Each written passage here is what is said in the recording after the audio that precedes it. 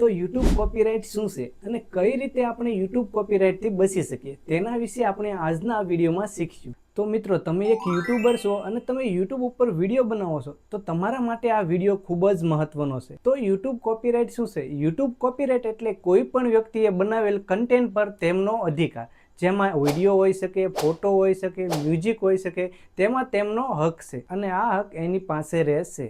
તો મિત્રો, હવે આપણે જાણીએ કે YouTube ઉપર કોપીરાઇટ કેમ મહત્વનું છે। તો તમે બીજાનો વિડીયો, મ્યુઝિક, ફોટો કે થંબનેલ તેની પરમિશન વગર વાપરો છો, તમારા વિડીયોની અંદર યુઝ કરો છો, તો તે વ્યક્તિ તમને કોપીરાઇટ સ્ટ્રાઇક આપી શકે છે અને તમારી ચેનલ પણ ડિલીટ થઈ શકે છે। તો આ બધા અધિકાર જે વ્યક્તિએ કન્ટેન્ટ બનાવ્યો હોય એની પાસે રહેશે। તો હવે કોપીરાઇટ સ્ટ્રાઇક શું છે? તો મિત્રો, તમારી ચેનલ ઉપર 3 કોપીરાઇટ સ્ટ્રાઇક આવી ગઈ તો તમારી ચેનલ પરમાનન્ટલી ડિલીટ થઈ જાય છે।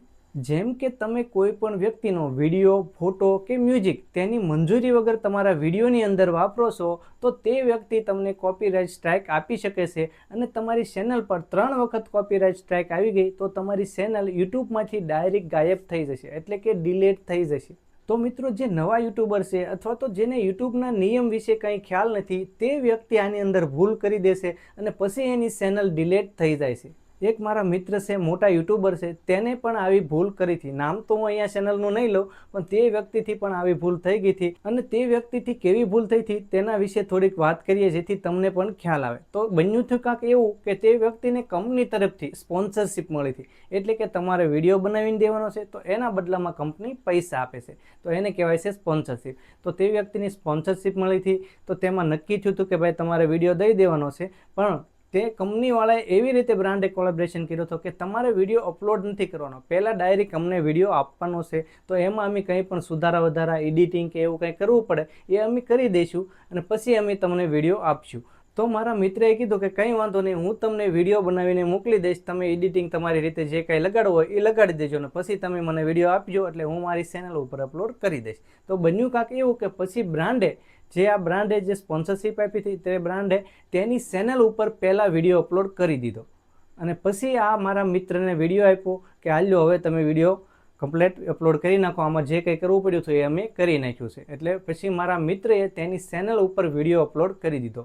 તો જેવો ચેનલ ઉપર વિડીયો અપલોડ કર્યો એટલે કંપની જે બ્રાન્ડ હતી એને પહેલાં અપલોડ કરી દીધો હતો, એટલે ઓરિજિનલ કન્ટેન્ટ કોના નામે થયું? તે બ્રાન્ડના નામે, કારણ કે પહેલો વિડીયો અપલોડ એને કર્યો હતો એટલે બધા વિડીયોના હક એની પાસે જતા રહ્યા। એટલે પછી બન્યું એવું કે તેને મારા મિત્રની ચેનલ ઉપર આપી દીધી કોપીરાઇટ સ્ટ્રાઇક। તો એમાં કંઈક એવું હતું કે 3 વિડીયો બ્રાન્ડે બનાવવાના કીધા હતા અને 3 વિડીયો પછી મારા મિત્રએ જેવા અપલોડ કર્યા એટલે 2 વિડીયો પર મારી દીધી સ્ટ્રાઇક। 2 વિડીયો પર સ્ટ્રાઇક આવી ગઈ એટલે પછી સામે જે બ્રાન્ડ હતી એ હતી સ્કેમર, એટલે એને સામેથી પૈસા માંગ્યા કે જો તમારે કોપીરાઇટ સ્ટ્રાઇક હવે હટાવી હોય, પાછી ખેંચવી હોય તો તમે મને એટલા રૂપિયા આપો। તો બહુ મોટા પૈસા માંગ્યા હતા અને આ મિત્રની ચેનલ જે હતી એના લાખો સબસ્ક્રાઈબર પણ હતા। તો પછી બ્રાન્ડે આવી રીતનું કર્યું કે તમે હવે કોપીરાઇટ સ્ટ્રાઇક હટાવવાના આટલા રૂપિયા થશે। તો મારા મિત્રનું ઓરિજિનલ કન્ટેન્ટ હતું તે છતાં પણ તે અહીંયા ફસાઈ ગયો, કારણ કે ઓરિજિનલ વિડીયો પહેલાં સામેવાળી બ્રાન્ડને આપી દીધો, એ ભૂલ કરી નાખી એને, તો બ્રાન્ડે વિડીયો પહેલાં એની ચેનલ ઉપર અપલોડ કરી દીધો અને પછી મારા મિત્રની ચેનલ ઉપર જ ખુદના વિડીયો ઉપર સ્ટ્રાઇક આવી ગઈ। પછી મિત્રો, આ ચેનલમાં બહુ રિક્વેસ્ટ કરવી પડી યુટ્યુબવાળાને, યુટ્યુબને મેલ કરવા પડ્યા, યુટ્યુબ સાથે વાત કરી કે ભાઈ આ રીતનું બન્યું છે અને આ ઓરિજિનલ વિડીયો છે, તમે બીજા વિડીયો સાથે પણ સરખામણી કરી શકો છો। પછી ખ્યાલ આવ્યો, પછી આ રીતે યુટ્યુબે ત્યાંથી સ્ટ્રાઇક હટાવી। તો મિત્રો, આવી રીતના ઘણા બધા સ્કેમ યુટ્યુબ ઉપર થતા હોય છે, તો તમે પણ સ્પોન્સરશિપ લો તો ધ્યાન રાખજો, તમારે કોઈ પણ બ્રાન્ડને ડાયરેક્ટ વિડીયો આપવાનો નથી, પહેલાં તમારી ચેનલ ઉપર અનલિસ્ટેડમાં અપલોડ કરવાનો છે, પછી જ બ્રાન્ડને આપવાનો છે અને એ પણ ઓરિજિનલ વિડીયો આપણે નથી દેવાનો, આપણે એની અનલિસ્ટમાં અપલોડ કરીને લિંક સેન્ડ કરવાની છે। જો તમે આવી રીતે બ્રાન્ડને વિડીયો આપશો તો ક્યારે પણ તમારે તકલીફ નહીં પડે। તો મિત્રો, મારી એક રિક્વેસ્ટ છે કે તમે યુટ્યુબ ઉપર કામ કરો છો, ચાહે કોઈ પણ કેટેગરી હોય, તો આવા ટેક વિડીયો પણ જોવાનું રાખો। આજ ખાસ કરીને આ વિડીયો હું ગુજરાતીમાં બનાવું છું, તો આ ચેનલને પણ સબસ્ક્રાઈબ કરીને રાખો, જેથી કંઈ નવા અપડેટ આવે કે કંઈ યુટ્યુબના નવા નિયમોમાં ફેરફાર હોય તો હું તમને જણાવી શકું અને એની માહિતી તમને મળી શકે। તો આ ચેનલને સબસ્ક્રાઈબ કરવાનું ભૂલતા નહીં જો મારી માહિતી તમને પસંદ આવતી હોય તો ચાલો મિત્રો, વિડીયોમાં આગળ વધીએ કે કોપીરાઇટ કન્ટેન્ટથી બચવું કઈ રીતે। તો સૌથી પહેલાં તો પોતાનું કન્ટેન્ટ બનાવો, પોતાના ઓરિજિનલ વિડીયો બનાવો અને એ ચેનલ ઉપર અપલોડ કરો. બીજાના વિડીયો અપલોડ કરવાનું બંધ કરી દો. જો તમે વિડીયો અપલોડ કરતા હો તો બંધ કરી દો, કારણ કે અમુક નિયમો યુટ્યુબના પણ છે કે તમને રિવ્યુઝ કન્ટેન્ટનો પ્રોબ્લેમ આવી શકે છે. તમારી ચેનલ મોનેટાઇઝ ન થયેલી હોય અને તમે ચેનલ મોનેટાઇઝમાં મેકલો તો એમાં રિવ્યુઝ કન્ટેન્ટનો પ્રોબ્લેમ આવી શકે છે. ઘણા નવા યુટ્યુબર હોય તો એમને ખ્યાલ નથી હોતો, એને એમ થાય કે હાલો આ વોટ્સઅપમાં વિડીયો આવી ગયો કે તો ડાયરેક્ટ યુટ્યુબમાં ચડાવી દેશે. પણ આવા વિડીયોમાંથી તમે એક પણ રૂપિયો નહીં કમાઈ શકો, કારણ કે યુટ્યુબમાં તમારી ચેનલ મોનેટાઇઝ જ નહીં થાય. યુટ્યુબવાળા મોનેટાઇઝ જ નહીં કરે તો તમે પૈસા ક્યાંથી કમાવશો? તો તમારે પોતાનું કન્ટેન્ટ બનાવો, ઓરિજિનલ વિડીયો પોતાના બનાવો અને એ ચેનલ ઉપર અપલોડ કરો. અને બીજું, તમારે મ્યુઝિક વાપરવું હોય તો ફ્રી મ્યુઝિક છે એ વાપરો. યુટ્યુબ લાઇબ્રેરીનું મ્યુઝિક છે, યુટ્યુબ ઓડિયો લાઇબ્રેરી કરીને એમાં મ્યુઝિક છે તો એ વાપરો. અને એના વિશે પણ મેં વિડીયો બનાવેલો છે કે ફ્રી મ્યુઝિક ક્યાંથી મળે અને કેવી રીતે વાપરવું. તો એ વિડીયો પણ એની લિંક હું ડિસ્ક્રિપ્શનમાં આપી દઈશ, તો તમે ત્યાંથી પણ જોઈ શકો છો.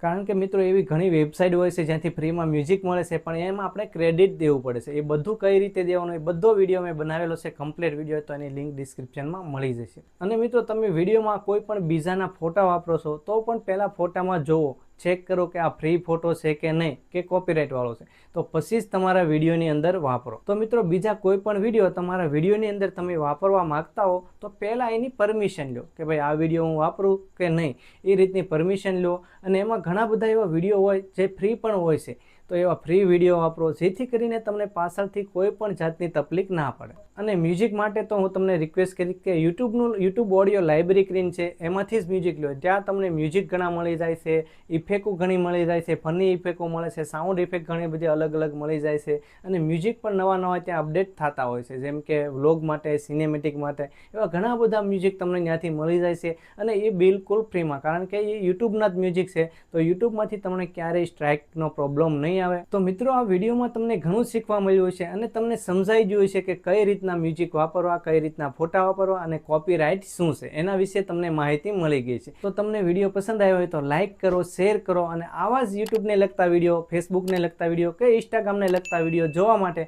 આપણી આ ગુજરાતી ચેનલને સબસ્ક્રાઇબ પણ કરીને રાખો, જેથી કરીને આવા માહિતીવાળા વિડીયો તમને મળતા રહે. ને મિત્રો તમને કંઈ પણ સવાલ હોય તો નીચે કમેન્ટમાં પૂછી શકો છો. તો હવે આપણે મળશું નવા વિડીયોમાં નવા ટોપિક સાથે. ત્યાં સુધીમાં જય માતાજી, જય હિન્દ.